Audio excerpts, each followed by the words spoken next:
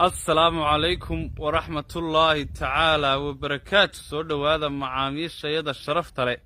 goobta aan ku sugannahay waa koonfurta magaalada Hargeysa, galbeed bi nagaga dhigtay oo waliba waa eeriyada xaafada Badda Cas.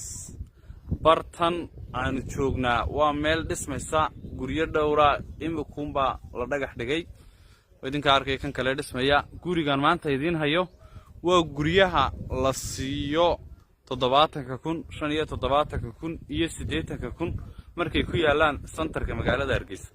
laakiin haddii aad taa maqashay maanta waxaan ku hayaa isagoo 55,000 waliba wax la iska deynayo.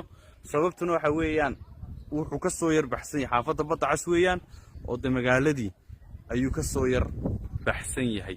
berri ka maalinna inuu santar noqdo ayaa laga yaabaa. halkaa idinka arkay guriga laga dhisay halkaa kale